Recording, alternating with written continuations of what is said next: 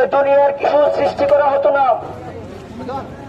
যে রাসূল ইসলামের জন্য জগতে কাফেরদের বিরুদ্ধে লড়াই করেছে, রক্ত জড়িয়েছে, দন্ত মোবারক শাহাদাত করেছে, সেই রাসূলকে নিয়ে ভারতের দুজন নেতা কটূক্তি করেছে। তাদের এই বক্তব্যের বিরুদ্ধে আমাদের আজকের এই বিক্ষোভ কর্মসূচি। সংগ্রামী উপস্থিতি, একটা কথা বলতে চাই, ভারতের ওই নেতাদের অবস্থান হলো আমাদের এই দেশে ময়লার ডাস্টবিনের কীট পতঙ্গের মতো তাদের অবস্থান।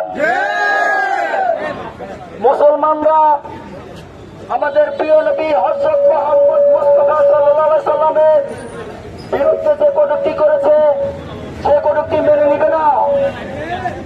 আমরা উহুদের রক্ত দিয়েছি, বদরের রক্ত দিয়েছি, প্রয়োজন হলে এখন আমরা রক্ত দিতে প্রস্তুত আছি কিনা মুসলমান? আমাদের প্রিয় নবীর বিরুদ্ধে যদি কখনো কেউ কটূক্তিমূলক কথা বলে, আমরা এর বিরুদ্ধে অবস্থান নিব ইনশাআল্লাহ। প্রিয় উপস্থিতি, এ পর্যায়ে